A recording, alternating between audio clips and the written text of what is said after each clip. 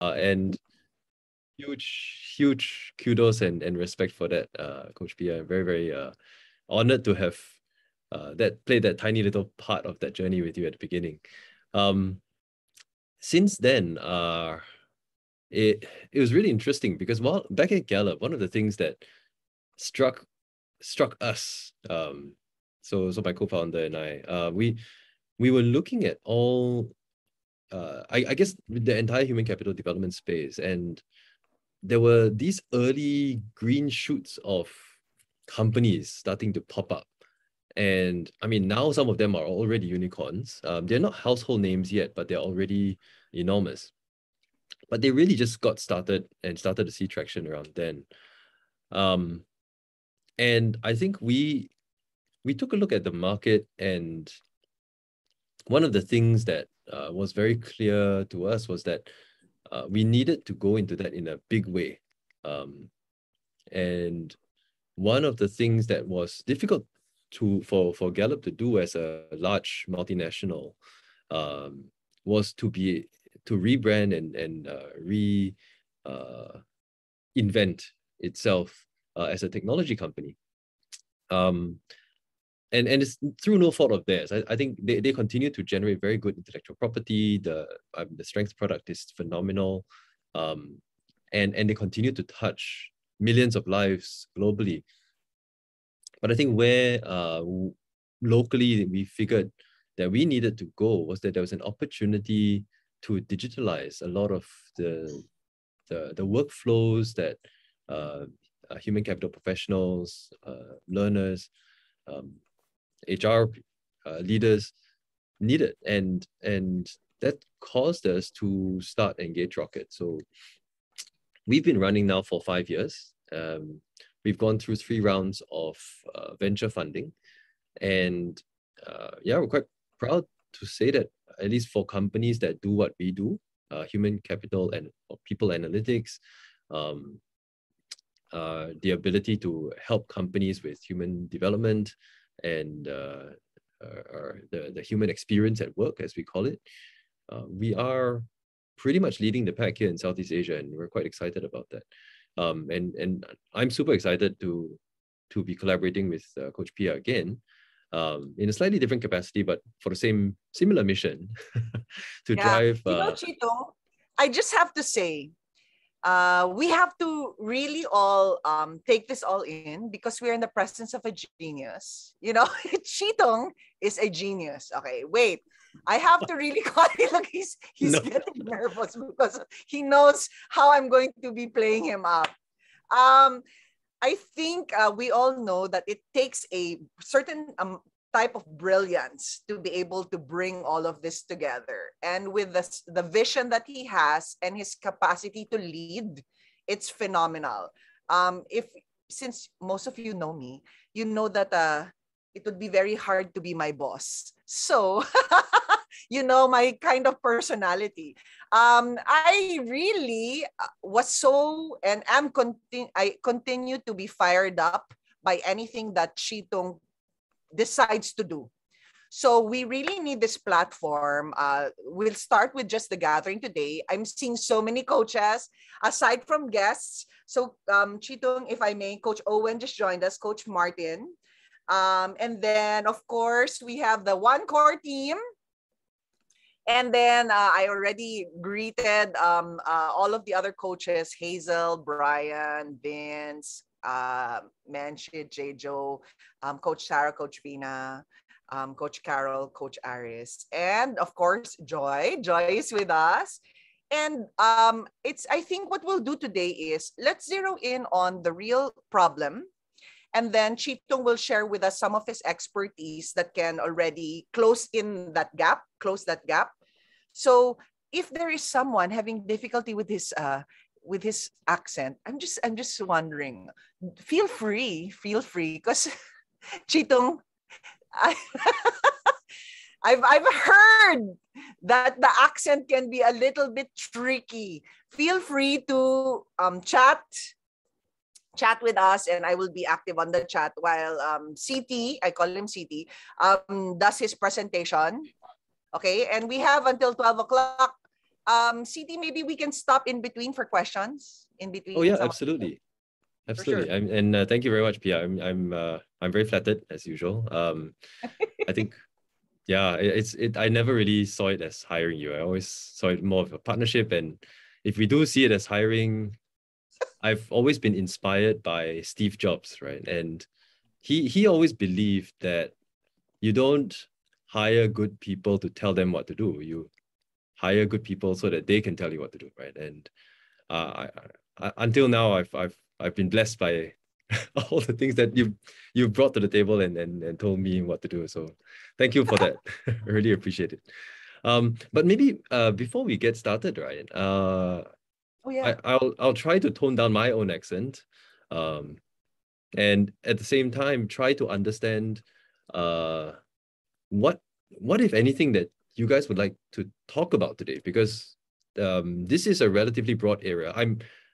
I told Coach Pia, like I've got this whole lecture slides, like, so I guess lecture in one of the universities in Singapore around people analytics, and I thought, okay, maybe I can share this part of it, which is to do with the ROI of training.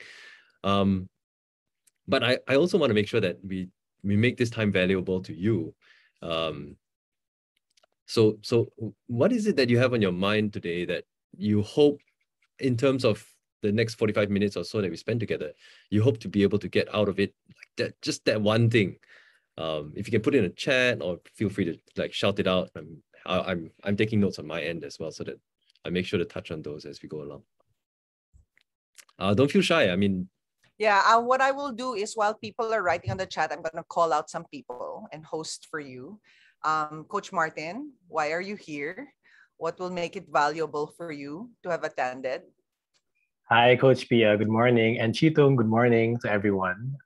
With the topic of ROI of people development, a lot of companies look at people development as more of an expense.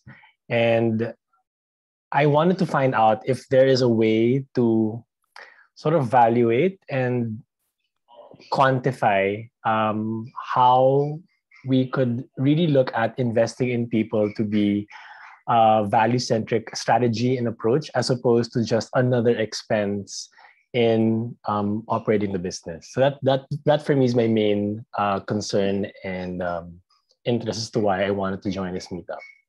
Oh, that's perfect, Coach Martin. I'll definitely touch on that. Yeah. So Coach I've got a couple Owen. in the chat. Oh yeah. Coach Owen, go ahead.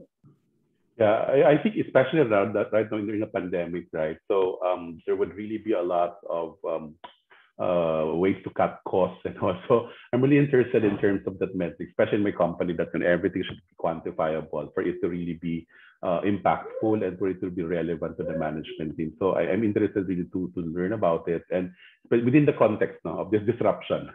So I'm more concerned about how really to quantify things to make it more influencing to the management team. Nice. Thank you, Coach Owen. In fact, CT, we're saying PAMI needs a business impact of training. And Rupa was saying, I hope to be able to answer a CEO's question or how to measure ROI on my training investment. I struggle with this question as a measurement. I talk about our indirect areas of engagement and retention. Yes. This is great. I think all very much circling around the same themes or similar themes. What should we be measuring to tie training sales? Oh, lovely. Good question from Mon as well. Mon, what should we be measuring to tie training of people and people development to sales, especially when the program is longer term, like leadership training, of a strengths rollout, etc.? Yes. This is great. I love these questions, guys. Keep them coming. And feel free to ask them during the session, like the presentation as well. I don't really intend for this to be very formal. In fact, I was telling Coach Pia as well, like most of my guest lectures tend to be quite interactive. But I think for now, I have a good sense of where to lead towards. And I think it's perfectly aligned with what we have to share. So this will be great. And maybe before we get started, let me just share some quick reflections to set the stage for this. Because sometimes it's very tempting to imagine that we can use some analytical techniques, some magic formulas to be able to immediately show, like, I've invested in this program and this has brought me $10. Like for every dollar that I've spent, it's brought me 10. And it's so tempting to be able to imagine that something like that is possible. And sometimes within the human capital space or the human development space, we imagine that the business side of the house is able to do that perfectly. Like I've spent $10 or a dollar on this guy's salary, and he's brought me back $50 over the past year. And at the same time, it's really not that simple. Even if we go down to like right at the front of the spear, the sales team, or even the marketing team. In fact, I will spend a little bit of time and talk about marketing and the history of marketing, because it is so close to how the cycle that human capital is going through right now.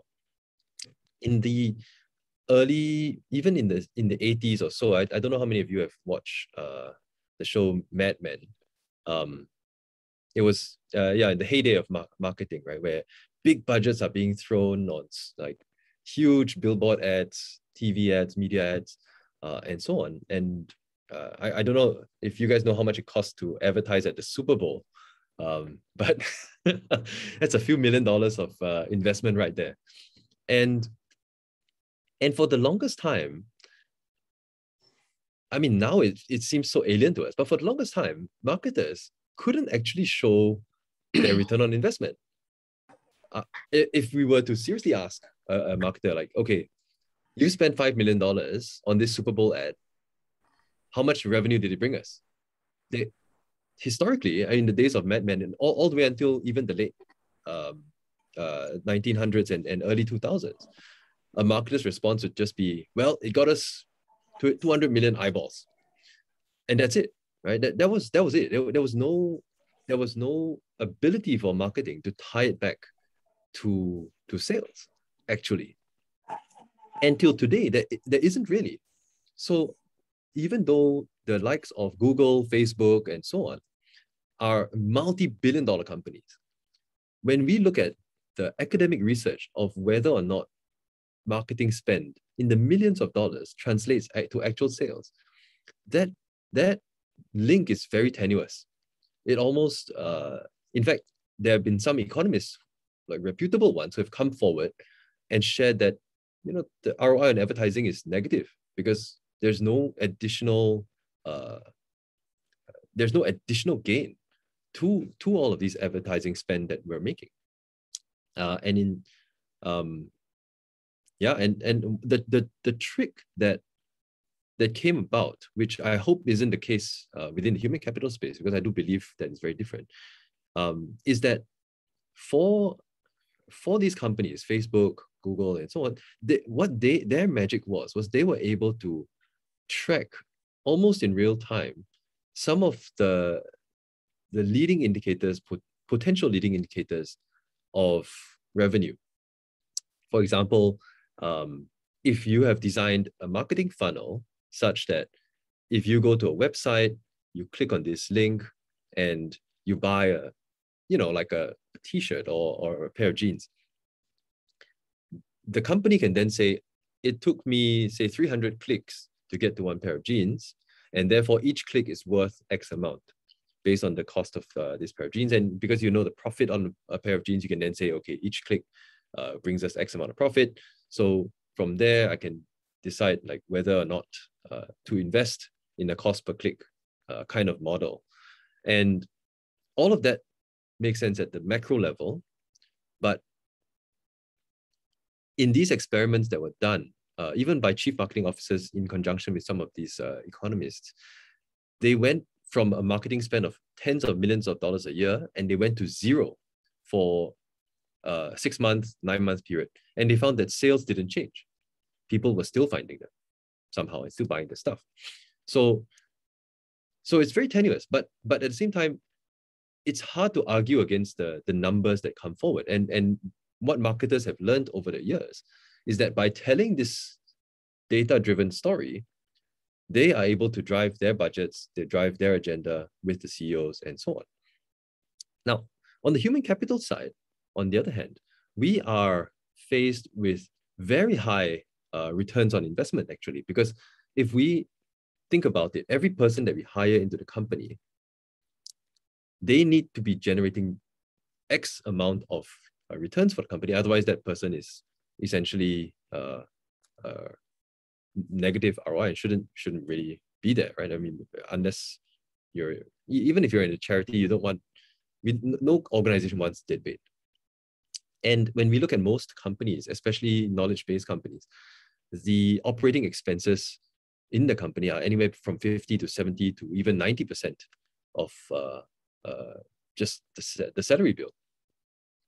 So how then do we maximize the ROI on this? And that alone is something that I personally believe is a very good reason for why we need to have this conversation at all with the CEO and the C-suite.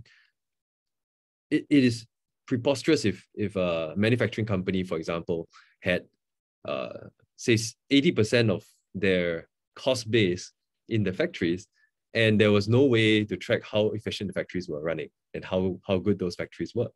And yet, the equivalent in most knowledge-based companies is there. Like, we're spending 80% of our operating expenses on our people, and we have no idea at all, like, what whether or not we're developing them, whether they're bringing good ROI to us or not. So that's kind of the starting point, or where I come from with this presentation. I hope you guys can all see my screen. Are you able to see my top 5? Yes. Okay, Strategic perfect. Maximizer Futuristic Achiever Competition. Scary. It's scary. Your top 5. I've been told I'm quite a monster sometimes. But yes, so this is what I was born with. I'm very much more of a thinker, and a doer, and I dream a lot. So that's before you decide on what kind of company that you're choosing. Yeah, so I dream a lot, and so bear with me as I go through today's session, and please tell me if I'm like way out there or being too abstract, or if no idea what I'm talking about, because you wouldn't be the first one to tell me that.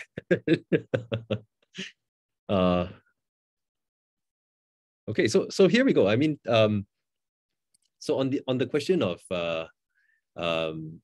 linking this to disruption, I think I should have changed the title a little bit. My people are too busy dealing with COVID to go for training, right? I think that's very much the prevailing mentality, or even worse. Like, we're in the midst of a pandemic.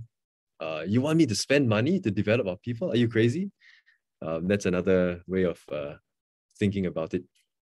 And reminds me of that old joke with the CEO and his CFO, and CFO was asking him, well, we're spending all this money training our people.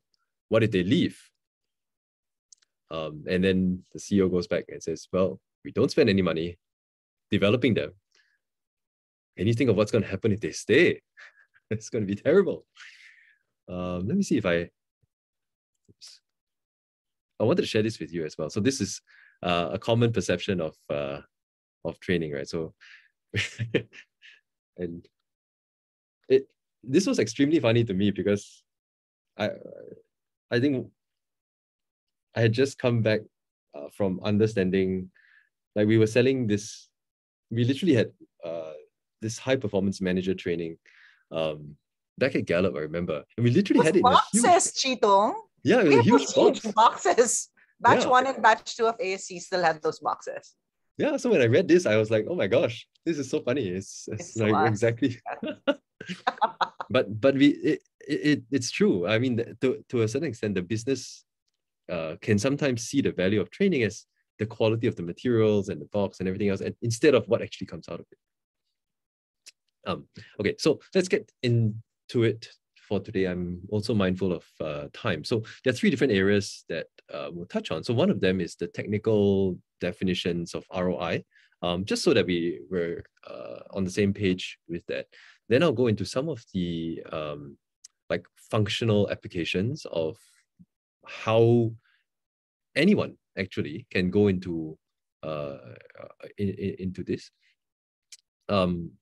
Oh, sorry, no. What am I saying? Functional means we basically can break down training to functional and generic training, right? So functional training, how do you calculate the ROI on functional training? And then how do you calculate the ROI on quote unquote generic training, which is maybe the softer skills? We'll touch on both of these. Oh my gosh, I woke on the wrong side of bed this morning. Sorry about that. Okay. So let's get started with, so this is super academic and super dry, so please bear with me. Return on investment, it's simply the gains from investment minus the cost from investment divided by the cost from investment. So this is from Investopedia. You can find this in any business textbook. Nothing overly surprising here. However, something that's very important that's missing from this formula, especially in the human capital space, is the concept of time. So it's very difficult to say that immediately after training, I'm straight away gonna get a certain amount of ROI. Like, it just doesn't work that way. There's time that's needed.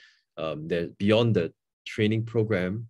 You know the 70-20-10 rule, right? You have the training is really just 10%, right? You have your 20% where you need your coaches, you guys are doing the great work that you guys are doing, and mentors, and then 70% of like learning on the job. So all of that requires time. So if we add time to this equation, essentially we get this. So again, this is very academic, and like we actually would never come back to this equation again in this form for the rest of this session.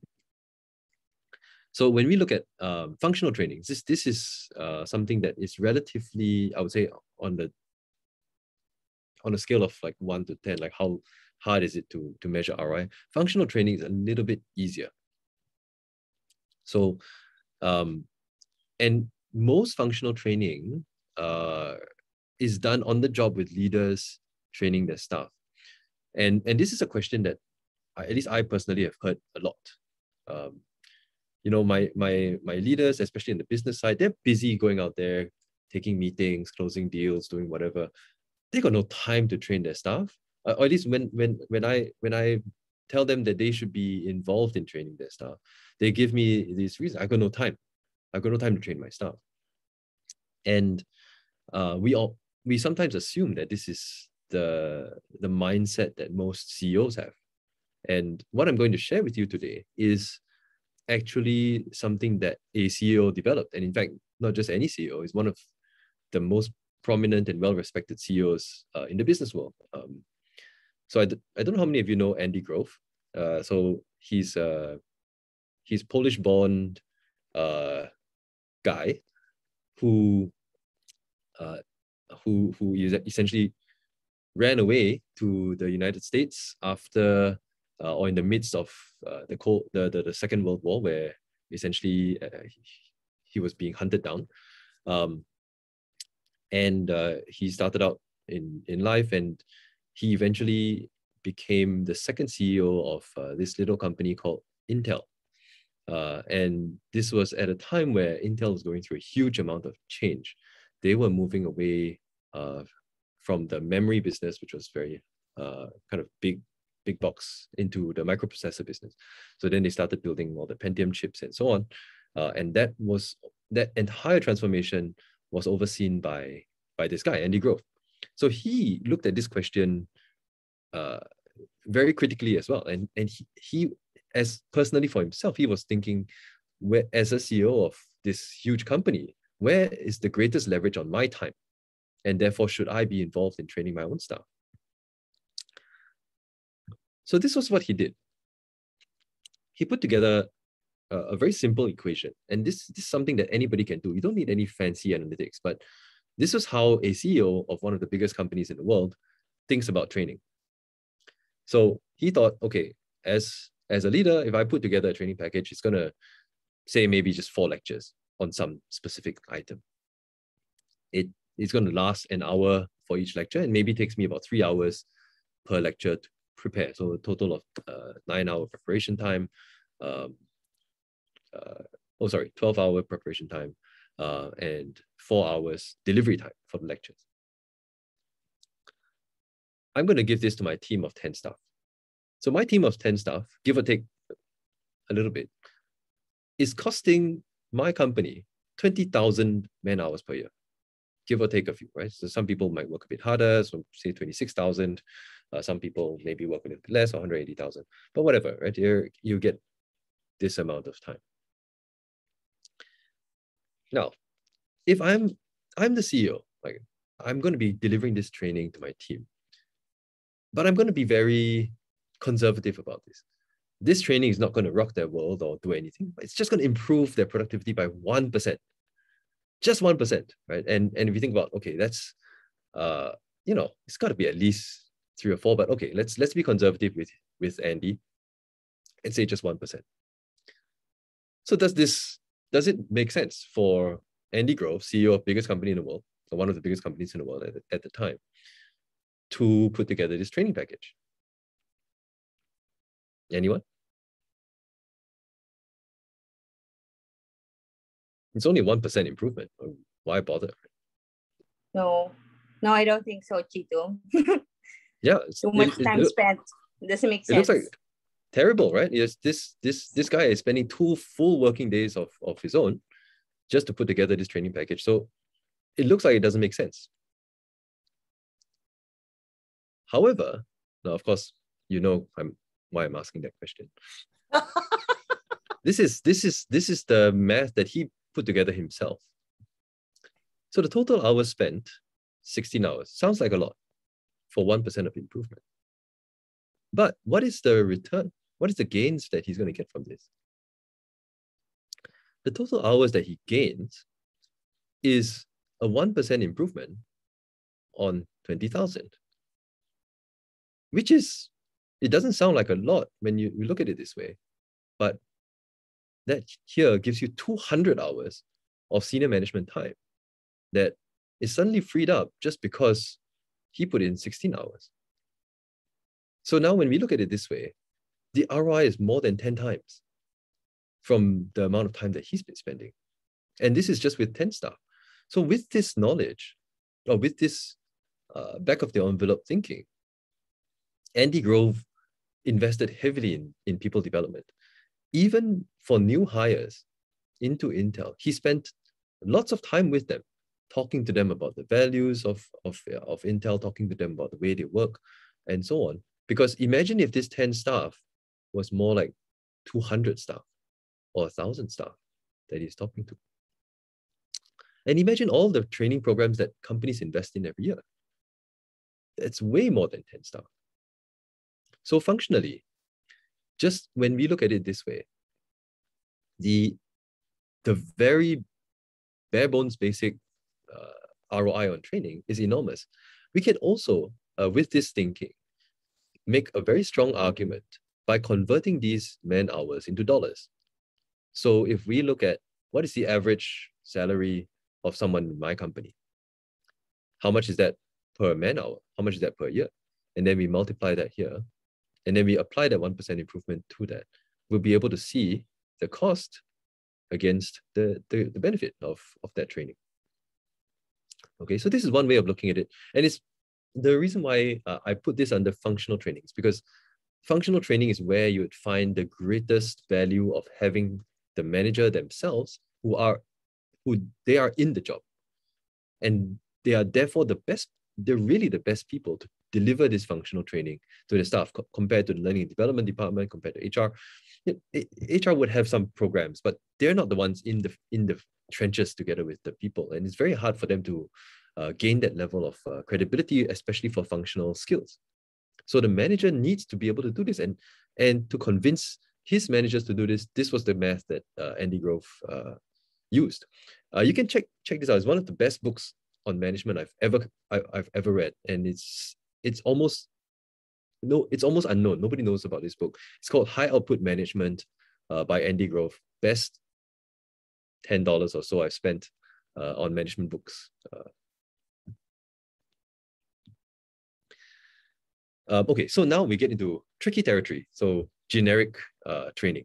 So this is a bit harder to justify sometimes. We can use the ROI formulas from before, where we convert them into man hours, convert them into dollars. But sometimes that can be a bit of a stretch for the business, because when we talk about efficiency gains from, say, soft skills training, it's very, very difficult to for business leaders to wrap their head around that. So give you an example. So I don't, does Gallup still do this? I don't really know. They should, right? Yeah, they were when I left. Yes. Yeah. So at the time, there was this the strengths-based leadership, right? Which is leadership training around strengths. So, and I personally love this book as well. I thought it's a great book. I love the course. I went through the program. I thought it was extremely important and relevant for me as a leader. But then it was not cheap. So, and you know, I don't know what the actual cost is, but let's just say it's this. Say it costs about $2,000 per manager. Each manager cost them 2 man days to attend, and you've got 20 managers per batch and 1 batch every quarter. Right. So this is what I would say, like the total cost of this investment in strengths-based leadership program. So if I'm the head of a learning and development company, and Gallup has come to talk to me about this, I'm like, okay, beyond the cost per manager, which is typically the headline number that we see, there's a lot of other areas that I need to consider as well, right? And so based on these calculations, the cost of this training to my company is going to be about just over 200,000 or 200 grand a year. So how do I assess the ROI on this training? Because it's hard enough to link this to productivity gains without making some wild assumptions which the business may not agree with me on. Any thoughts? Anyone have any ideas on how we would skin this cat?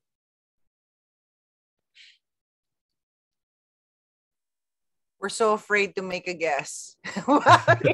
It can be skinned any which way. Yeah, it's really it's not simple. But maybe if I can pull us back to that conversation or that example about marketing earlier on. So why is it that marketing is able to articulate its value to the business and have effectively moved away from becoming a cost center, which they were in the past, to now a profit center? It's because they were able to map out a flow of how, beyond just that initial investment, how it is that investment is going to yield results.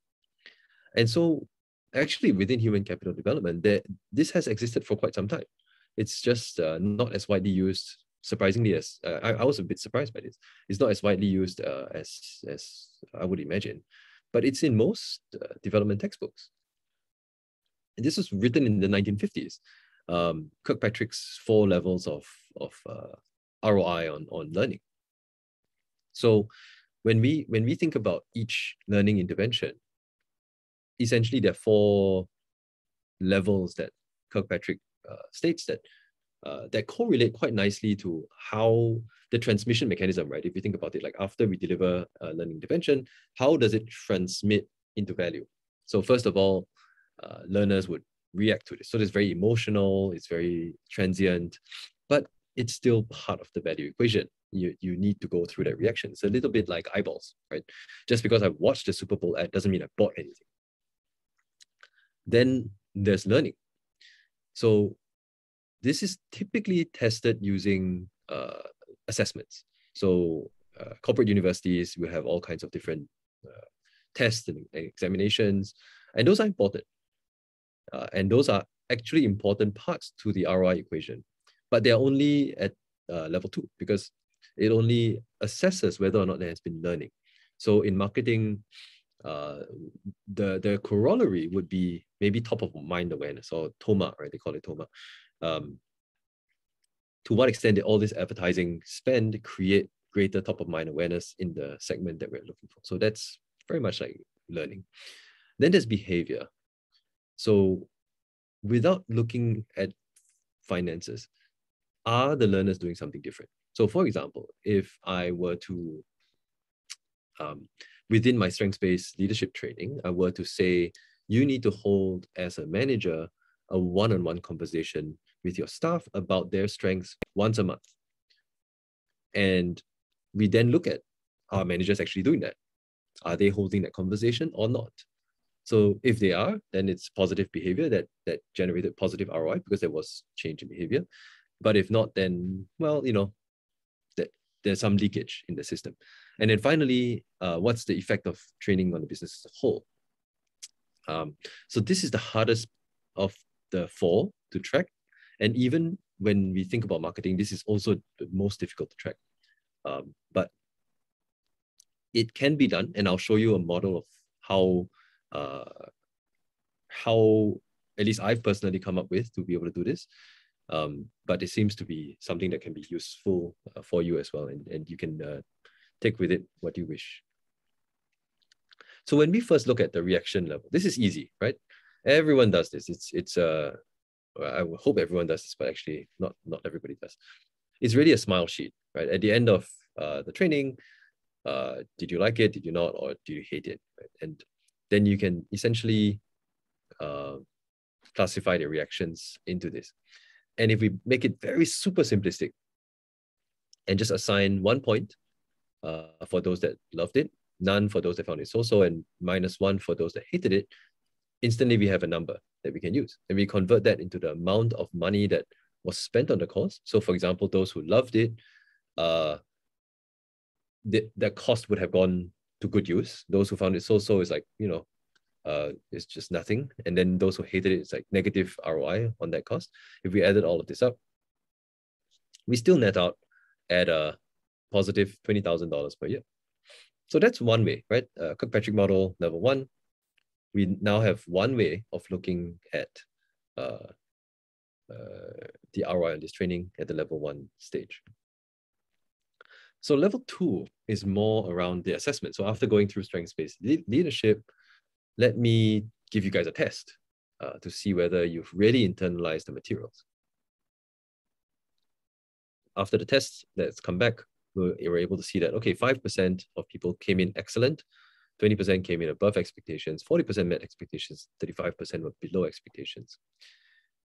Now, these here would be subjective weights that you apply to the cost. So if each manager costs $2,600 or whatever to be able to run this, then if they were excellent, they were able to generate 1.5 times the amount that was spent for that manager. So this is subjective because it's up to you to, as an analytics professional, to decide what the appropriate weightage is like.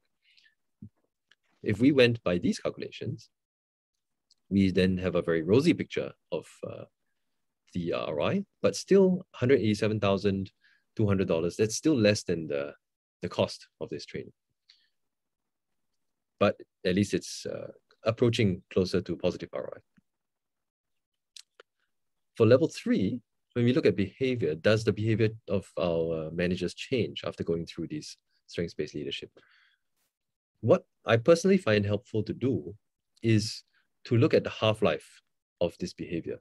So one way to do it is through literally anthropological observations, like HR teams going around and taking notes. Or you can run post-workshop pulse surveys, which is what some companies have been doing, to assess the half-life of the learning, right, and of the change in behavior. So for example, so half-life is taken from radiology, right, where after which point does the knowledge or the behavior change decay for more than 50% of the people. So more than 50% of the the training population that went through, they've stopped doing this, then you've reached a half-life. So for some of these guys, they might stop talking about strengths or even forget their top 5 after just 2 weeks. Right? So there's 15% of them.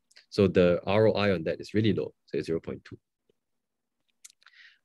For some of them, they are quite diligent.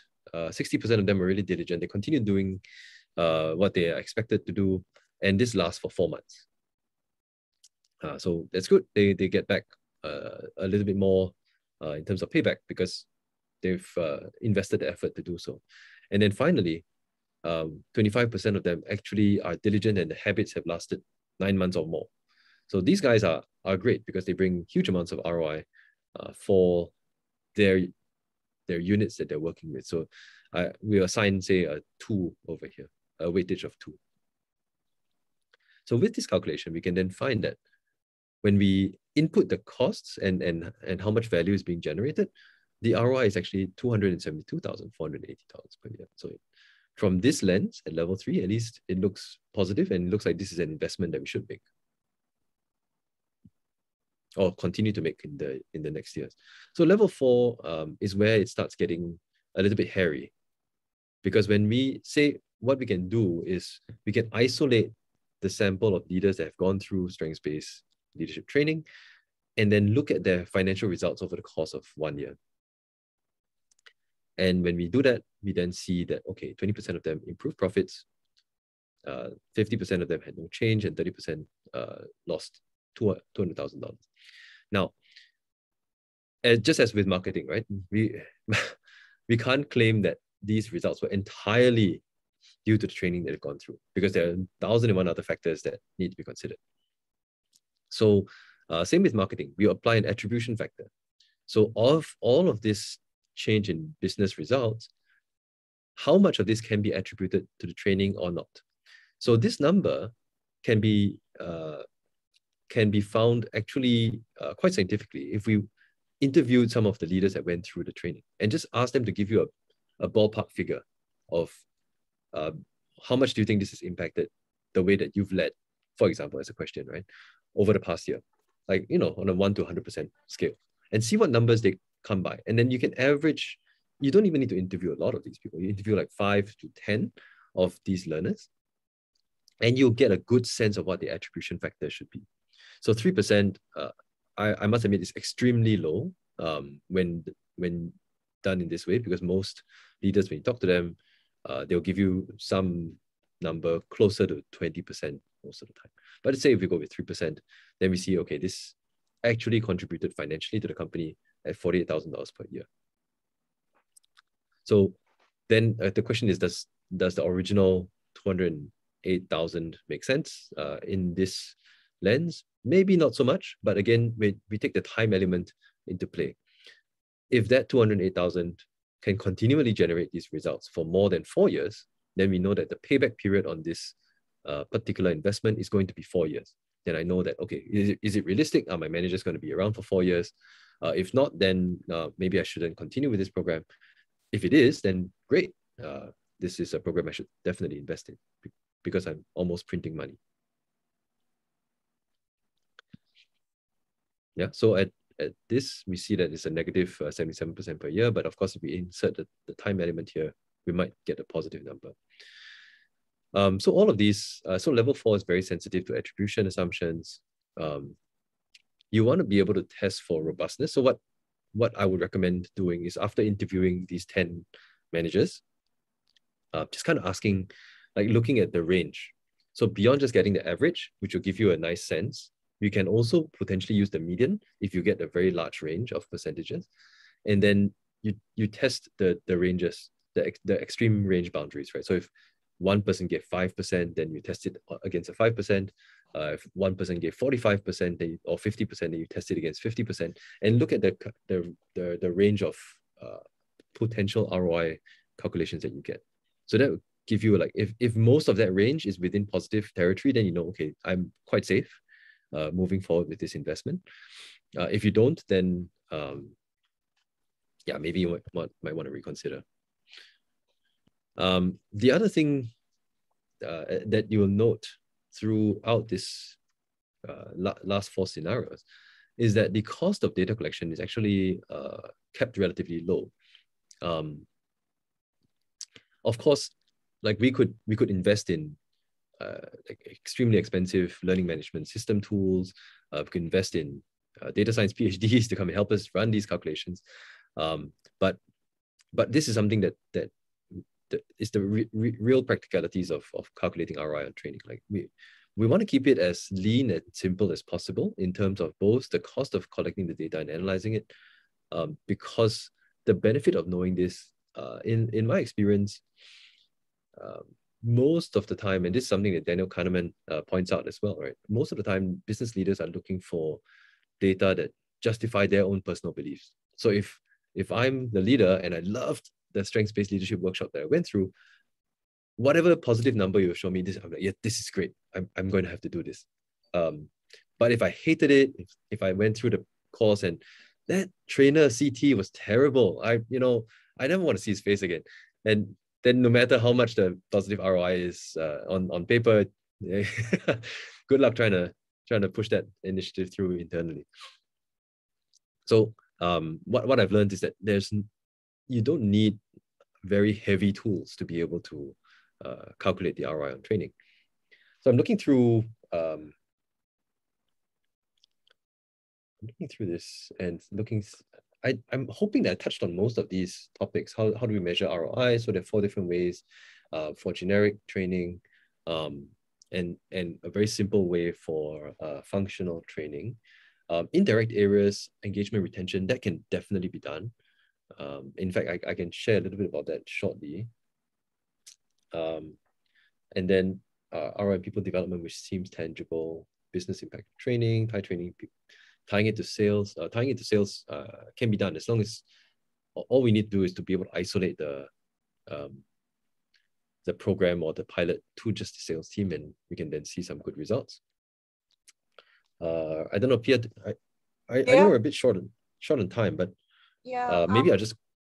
Yeah, I think it would be good, CT, for you to proceed, because some of the questions will probably be answered by your next slides. Okay. So some of this, especially when it comes to engagement, retention, and so on, you almost need an infrastructure to be able to help you track this in real time, so that you then have the ability to tweak systems and to tweak your training programs accordingly. So this is something that, I mean, we've at Engage Rocket spent a bit of time thinking about, and how to help companies build a continuous listening strategy.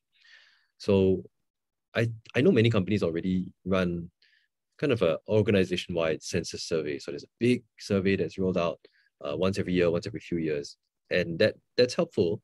But it's only one aspect of continuous listening strategy, because you can't really use that survey to help you with your ROI calculations, because your training is happening on an ongoing basis. You want to have ongoing tracking of whether or not the training's been effective. So this is where there are lots of other tools which can be used. So lifecycle surveys would be surveys that are deployed, or data collection mechanisms which are deployed depending on where in your employee journey you are. So for example, when you start in your onboarding period, you have certain functional training, certain generic training they're going to go through. That could be plugged in to lifecycle surveys because that's very contextual to you. Pulse surveys can be done quite easily post-workshops, or even on a regular basis every quarter, for example, in the company, just to be able to get a pulse on the heartbeat of that company and how they're doing. 360 feedback reviews, very, very helpful, particularly in looking at the decay of skills. Because even if I've gone through strengths-based leadership, I believe that I'm using strengths-based management in my day-to-day. My direct reports might disagree, and they might disagree depending on how long after the training I've gone through. So that's something that's very useful to go through. And then of course, comments and sentiment analysis that can be done. So this is what Engage Rocket does. I mean, I'll just very quickly run through this. We split the 2 types of analytics that we do into lifecycle analytics, which helps with the ongoing dynamic tracking on ROI, as well as 360 feedback and peer evaluations, which help with the decay rate So if we look at Kirkpatrick level 3, this is where we can be very helpful in supporting companies in tracking whether or not behavior has been carried through after a training. So these are just some screenshots. Essentially, we create dashboards for every manager. Every manager is going to be able to see how they're doing. Something that was quite cool, which I was kind of brainstorming with Coach Pia on, was we are actually able to allow you to break out the analysis even by strengths profile teams. So if like all the achievers in my organization, how did they feel for on this? All the maximizers, how did they feel? And then you'll give you a good sense of how that looks like, which is something we thought was quite cool. The user experience looks like this. Essentially, most of the surveys are done on mobile or on web. Then multiple different languages. We have a people science team. So it's our VP of people science was the lady who had run this for Uber for Asia Pacific. And she's joined us as our VP of product and people science. She's built a team of PhDs to help companies essentially structure their data collection needs within the platform so that they can run the kinds of analysis they need to run. And of course, like different question banks. So beyond just ROI on training, there's a ton of other things that you can do with Engage Rocket because we don't believe in having like multiple different tools that you got to run away and have to figure out different logins and so on. All of this can be housed within Engage Rocket. Onboarding for new hires can be done as well. So all of that lifecycle surveys, we can track how they've responded to the different training and during the onboarding period. And ultimately, how did that translate into their levels of engagement, their likelihood to stay, their productivity, 6 months, 1 year, 3 years into their life in the company. Yeah, so we have all these different trends. We're very privileged to have been working with more than 200,000 users around the world. So these are just some of them across all of the different sectors. And this is what I think they like about us. So this is, you can check us out. We're on g2.com as well. We do quite well in terms of how we've been supporting customers, which we're very pleased by and we're proud of. Last of all, if you would like to stay in touch, this is how you can contact me. We've actually just published a report on the outlook for 2022 for human capital professionals. It's free. It's a combination of a lot of research. So if you like it, please do go ahead and download that. In fact, I think, Pia, we're going to be running an event to talk about that, right? On November 18th, we are, I am introducing CheeTung and his science, this tech digital support with a panel of CHROs representing the biggest conglomerates and corporations here in the Philippines. So we will have guest speakers from Aboitiz, namely Chabi Aboitiz. Then we will have Accenture and of course Jollibee. And we are waiting for 2 more speakers to agree to join us on November 18th. I think that's a Thursday and it'll be a Thursday morning. So CD, short of saying Engage Rocket can measure it for us. I mean, is that what you're saying?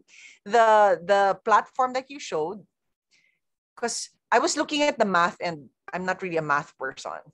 So I was getting overwhelmed with the but with the digital support, I as an HR practitioner can now take that data and show it to my client.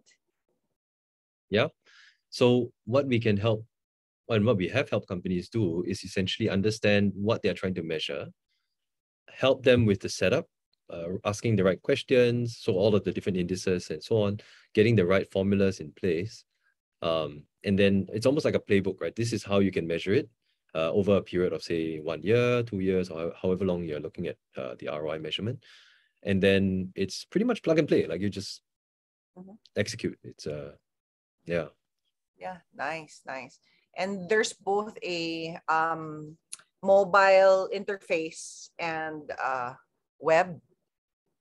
Yeah, absolutely. I mean, Southeast Asia has become so mobile first, right? And we have to make sure that it's easy for anybody working in the company, whether you're a full-time worker, whether you're even part-time or contract staff. It's easy for you to access this on your mobiles. And then obviously for the more complex analytics, it's better if that's done on a desktop type environment. It's a bit hard to do analytics on a mobile, but definitely it can be accessed on the mobile too if you really wanted to. But we would normally recommend that you have the time and space in front of a desktop or laptop to do the analytics. Okay.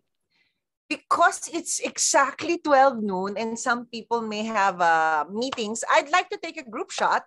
And then for people who'd like to stay for another 5 to 10 minutes for open forum, CT, is that all right? In case there's some questions? Sure.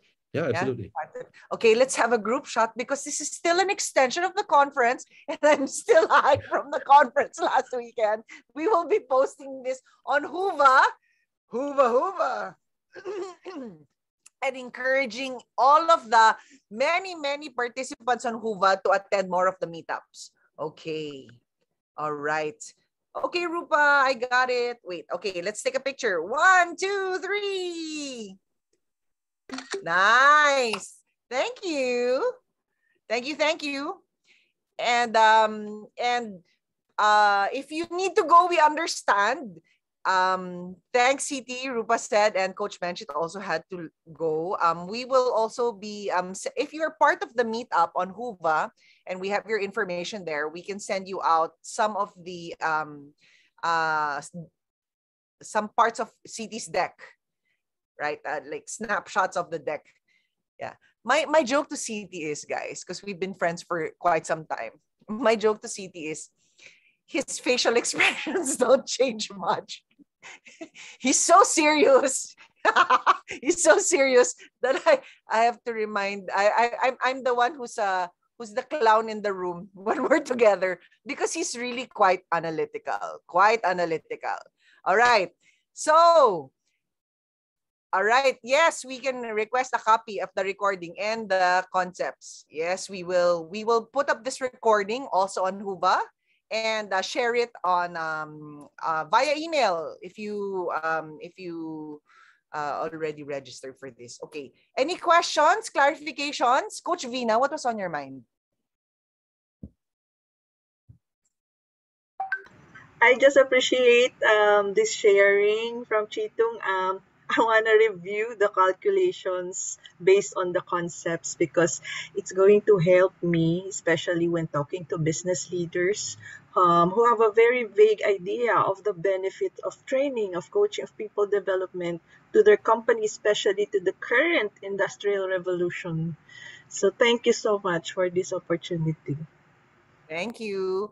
I'm also just flashing a QR code to help us get a little bit of feedback if the 1 hour you spent with us was with CT was worth your time, or if it was not enough, or it was I'm thinking of people like Owen who was saying initially that, oh no, Coach Pia, I have to really take this back to my office, right?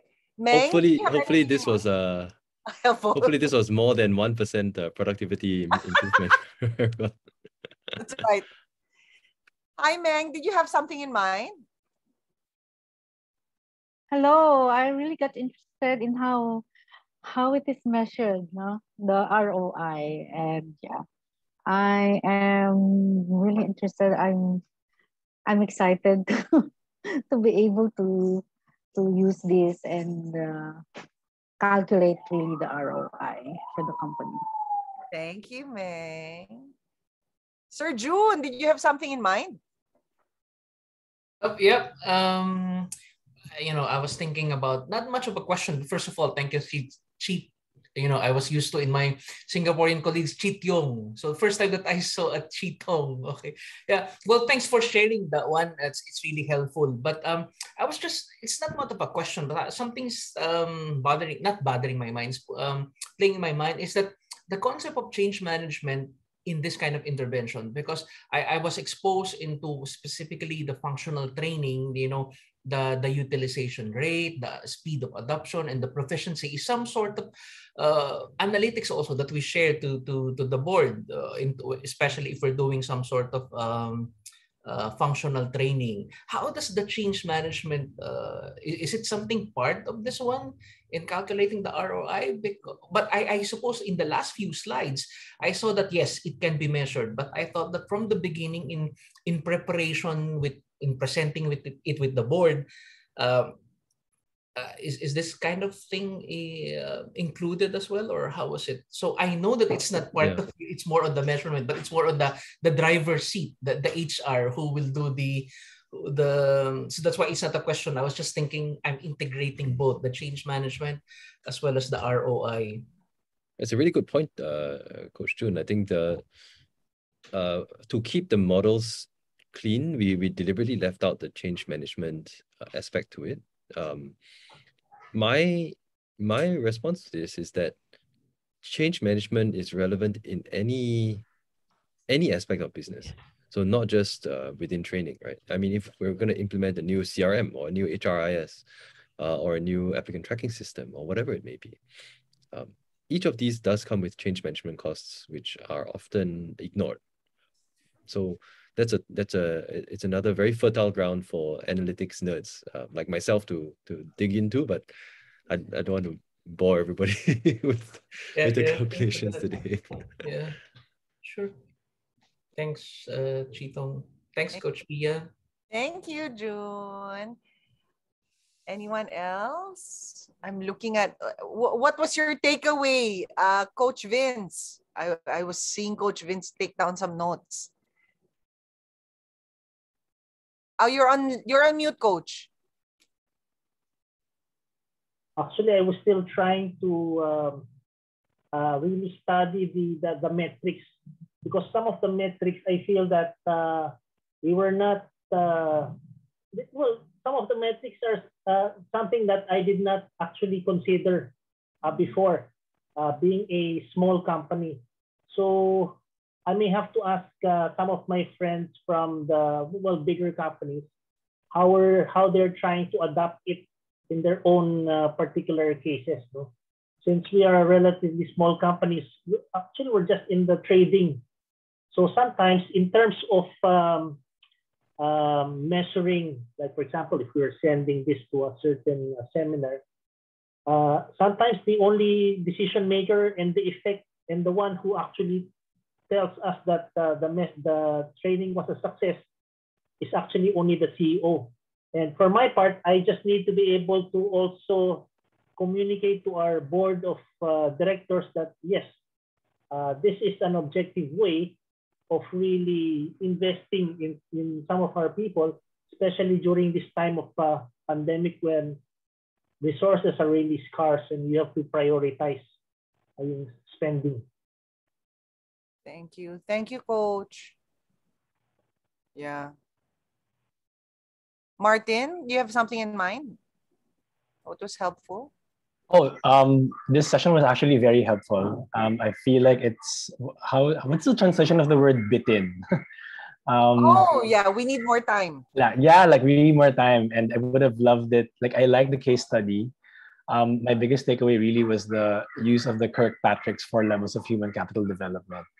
I love it because usually we look at people as organic beings, but in the workforce, at the end of the day, there's still economic investments. And I like how, without really diminishing, let's say, the intrinsic value of each employee, there is an ROI and a cost related to whatever training or whatever investment that you'd like to do. And I really want to give my thanks to CheeTung or CT for really sharing your time, and it really opened up my mind. Since I have a background in investment, so I really wanted to look at how do we, quote unquote, really calculate an ROI with whatever intervention we do with our people. So I'm very thankful for this. Thank you, Martin. If we have more discussions, don't worry, I will invite you all. And Martin, I was really pleased to see that you had several talent themes similar to CT, because you do have the same vibe more as CT does when you enter the room. All right. Any other questions, highlights? Okay, it's 12:10. Coach Aiki, was there something you wanted to say before we end? I just want to say thank you to CheeTung as with the rest of the people here. Thank you very much, CT, for your time. I guess that was my biggest takeaway: time, the element of time. When you presented the Andy Grove example, that really helped me think about ROI in a different light. And we look forward to hearing more from you and learning so much stuff from you. So thank you, CT. Thank you.